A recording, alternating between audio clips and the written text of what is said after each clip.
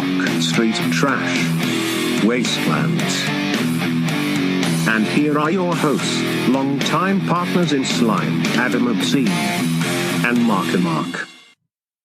Hello world, this is Wastelands. I am Adam Obscene, and with me as always is the mighty Munchie Marco Mark.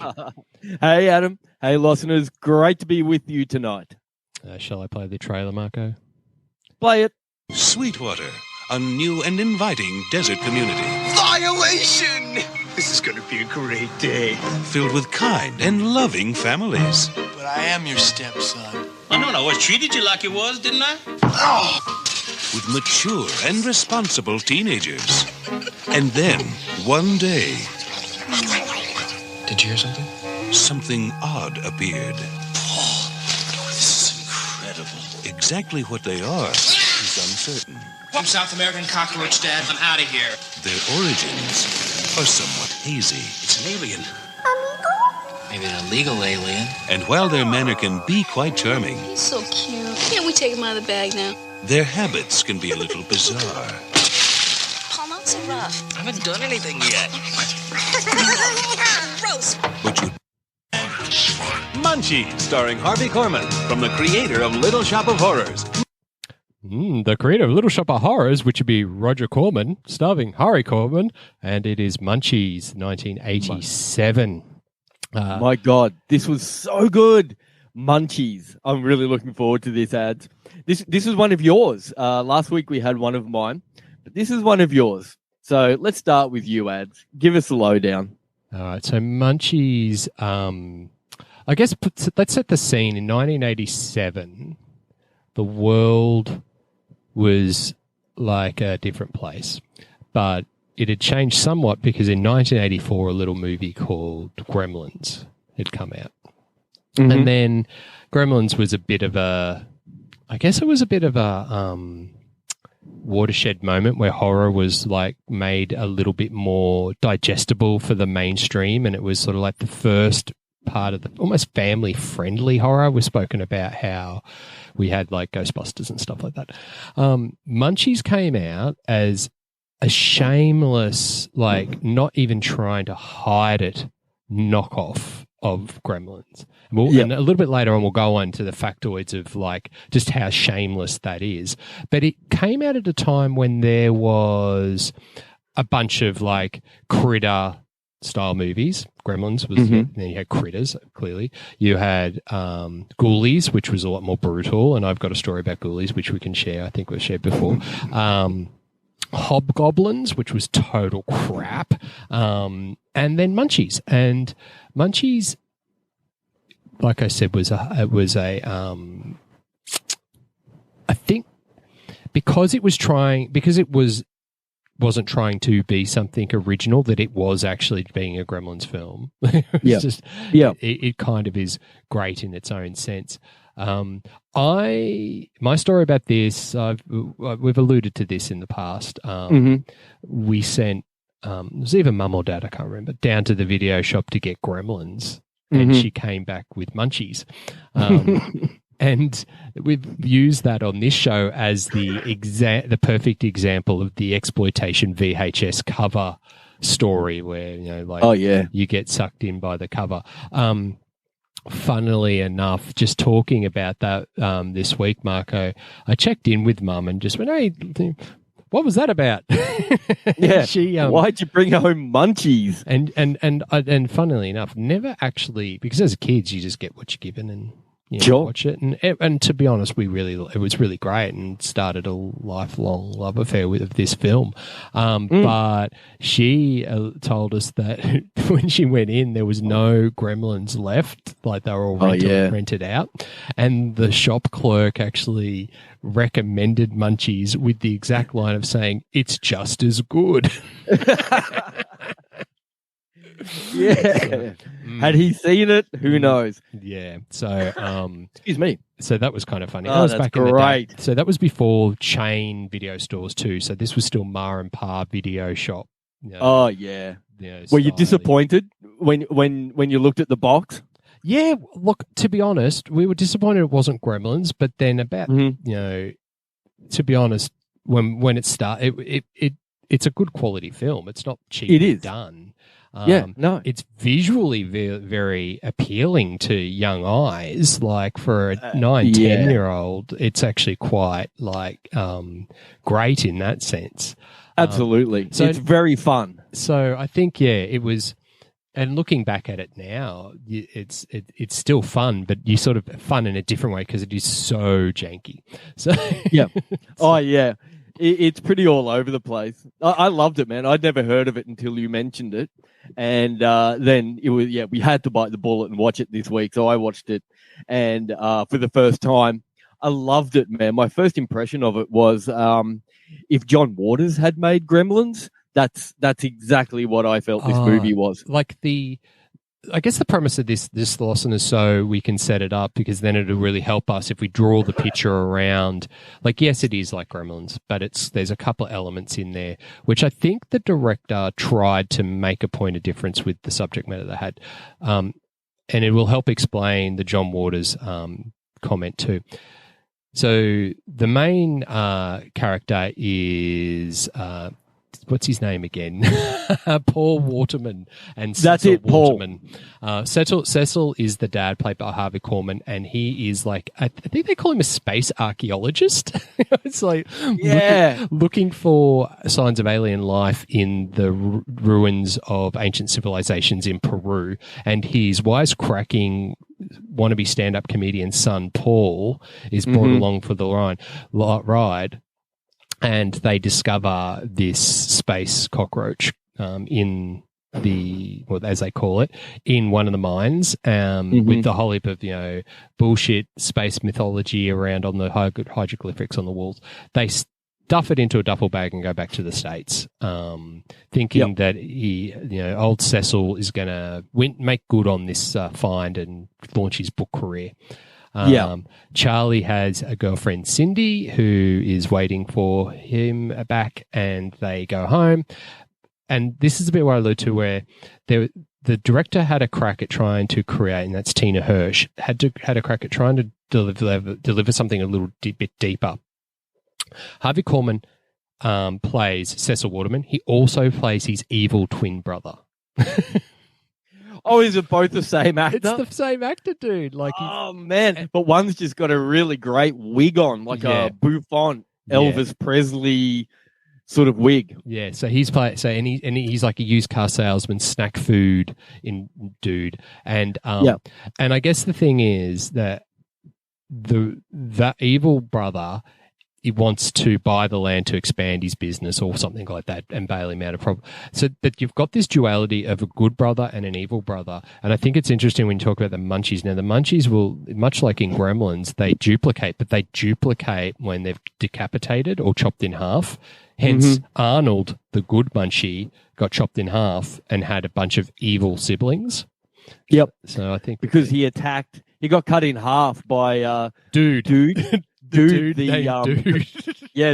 burnout, Grateful Dead, stoner, typecast late 80s, Burning Man kind of attendee, really, wasn't he? In a way. And he was, so he was I'm just trying to dig through. I can't find what the brother's name was in the movie. It's sort of in my head but dude was the stepson of the evil twin brother. So the rules basically are don't chop them in half. The Munchies are always really placid unless attacked, and then they become brutal. So it's like Mogwai Gremlin sort of thing. Yeah. So the John Waters, to lip it back around, is the house that the twin brother lives in is so over the top. Like, it's checkers and... it's Candyland. It's so brightly coloured, and the hair is big, and the wigs are fake, and the mustaches are skinny, and it's a feast for the eyes. Like a John Waters movie is a crazy feast for the eyes. But this one's a bit more PG, 13 plus. It's actually it's actually really hilarious because it's like the worst parts of the 80s put into a house in a new estate in this new estate is in the desert. Like there's no in the grass. desert. Yeah, it's like hilarious. It's such a great. surreal thing. Simon Waterman was the name of the evil twin brother. I finally. Oh yeah, cool. So anyway, so there's lots of these visuals. Like you've got the OTT 80s house. You've got the weird There's a weird ice cream shop that the Munchies go into, and the costumes in their ice cream shop are really great. Yes, like an ice cream shop in the middle of the desert. Yeah, so good. It's like raked gravel out the front in the dust with a couple of chairs, and there's like legally not high enough little shack that's an ice cream shop in the middle of nowhere. I love it. Oh, it's great. Really good. A drive-through restaurant attended purely by little people. Like, like it's like love it, man. Love it. And the world's first 32-hole mini golf course. Oh, that Simon Waterman opens, and he states in this movie, which I think's hilarious. He says, "They said I was crazy when I said I was going to open a 32-hole mini golf course, but here we are." Here we are. Absolutely. Oh man, look, I just wanted to chuck in my favorite quote from it, and I reckon this kind of sums up the whole movie. No one kills my tropical fish and gets away with it. Oh yes, because when the Munchies go sideways in the house. So basically, I think we jumped over that, but Simon Waterman steals the Munchie from Arnold from Paul and Cindy whilst they're having sleazy teenage good times upstairs. Simon and Dude jump in, steal Arnold, the Munchie, take him over to the 80s explosion household, which kind of looks a little bit like a Licorice Allsort when I think about it. Yeah. Oh, it does. It's exactly that. Yeah, it's like black and fluoro and super, super, super candy-assed. Yep. And so they try to take, and then Dude is left to look after Arnold. And then Dude aggravates Arnold. And what I find funny is that this little alien thing is meant to be the meal ticket to everybody. And as soon as Dude gets annoyed with it, he just tries to kill it. Yeah. It's like he's mean to it the minute an adult leaves, he's mean to the Munchie. It's like, dude, come on, dude. Yeah, come on, man. So basically, then the rest of the film is the Munchies being chopped up, divided, and getting more and more of them, and then going through a series of pretty lame clone copy escapades of what the Gremlins did but on the budget that they had. These Munchies are not. They're effectively non-posable hand puppets that sort of get moved around and go. They're great. I love their little voices. They're so cute. Marco, should we quickly dive into some factoids, because these factoids are very poignant. Yeah, please. Now we talked about how this is a proud card bearing member of the Gremlins Rip-Off Society. And here's some reasons why. The director, Tina Hirsch, was actually the editor on Gremlins. She knows what she's doing then. Absolutely. So that was like Roger Corman going, Roger Corman is known in B worlds for just like cashing in on the big things. He was doing mockbusters before mockbusters were a thing. Oh, yeah. So the other link to Gremlins is that the voice actor Frank Welker, who did the voice of Stripe in the evil gremlin in Gremlins. Oh, yeah. Striper. Does half the voices of the Munchies. Cool. So their voices are great. So that's it. And it's funny because you've got like a Groucho Marx voice, and you've got like a South American voice, and you've got a Cheech and Chong dude, and it's like yeah. So they're funny little personalities. Oh, yeah, so funny. So in the end, they multiply. The only way you can get rid of them is the only way you can kill them is electrocuting them, and then they turn into stone statues again. They smash the statues. So that's the spoiler there for that. Sorry about that. They have a couple of really clear standout Easter egg moments when Simon's trophy wife they're sitting in that weird delivery truck. She's reading World Weekly News magazine, and on the cover of the magazine it says Gremlins. Yes, love that. There's the car that the Munchies escape in, which is Dude's car, which is the same model of car that Wayne and Garth have in Wayne's World, is actually an American Motors Gremlin. That's the model, and did you see what the number plate was? No, I didn't see the number plate. The number plate says "Oh Gizmo." Ah, yeah, that's cool. Nice Easter egg. Yeah, so that's a stand-up Easter egg, that one. I just want to chuck in. I found another Easter egg ad. During the car chase scene, the Gremlins driving the Gremlin. You know, they push the motorcyclists off the road. And they jump off the bridge. One of those bikers is wearing a Motorhead Orgasmatron shirt. Nice. See, that's my contribution. All right, so that's a Wastelands Easter egg. It really is. So, mate, the other Easter egg, which is not really Munchies related or Gremlins related, but Nadine Vanderveld, who played Cindy, who you said before was an excellent actor, which she really was. She carried the film perfectly. For sure. She was actually in Critters as well. Oh, that's great. Oh, we love Critters. We'll have to talk about that sometime as well. So you were saying before that these type of movies generally have one or two standout actors, and she definitely carried this film, right? Agreed. Yeah, she was fantastic. So that was pretty cool. I've got two things I want to do before we wrap this up. And it's about I've got a little game that we want to play, and it's called Munchies or Gremlins. Are you ready?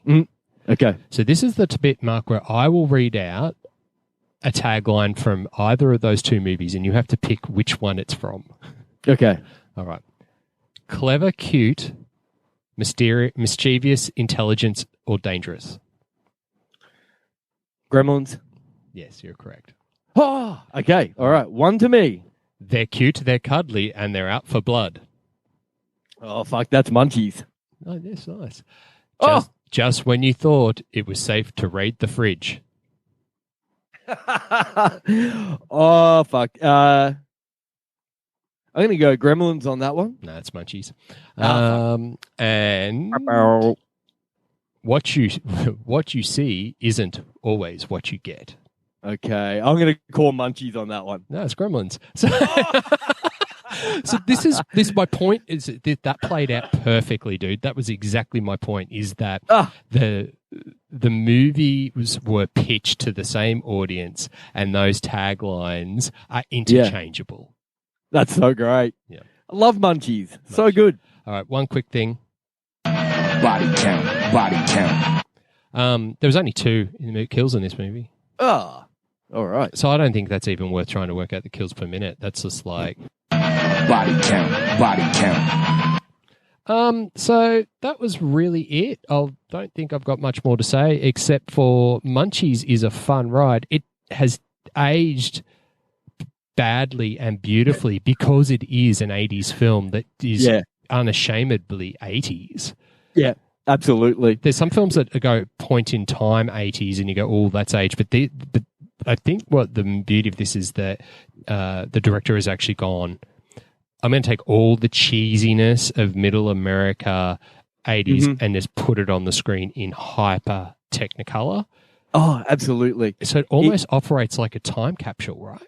Mm-hmm. Yeah, it is. For if you were, 13 to 17 or 12 to 17 when this movie came out, you'd be pretty stoked to see it. Now I kind of class it as like if you want to be the cool uncle or the cool aunt, and you've got like a late teens niece or nephew and they're over for the weekend, put this banger on and blow their little minds because it is silly, it's outrageous, it's colorful, and like it's hella goofy, but you're dead right, man. It is definitely a time capsule of this time, and actually a really good one too. Like Gremlins, E.T., like there's that top tier, but we are really doing what we always do and dealing with the B grade undercurrent here. It just happens to be that this one is a really good one. If you want to show your nieces, nephews, or kids what it was like to be a kid in the 80s, this one has lots of touch points. There's a video store in it. has a dude listen to the vinyl.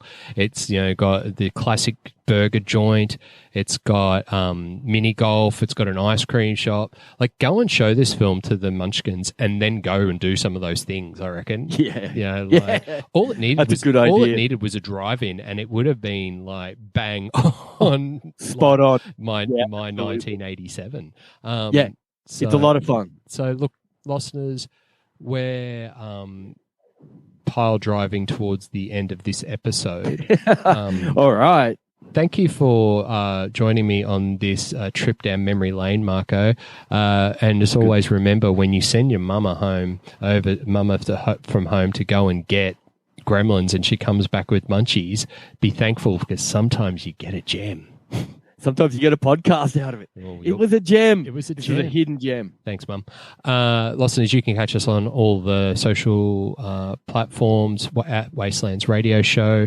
Go to wastelands.com.au to listen to the show direct, or on the multiple podcast platforms that are out there in the world today. Just look for Wastelands Radio Show. Marco? Yes. Is there anything more you would like to add?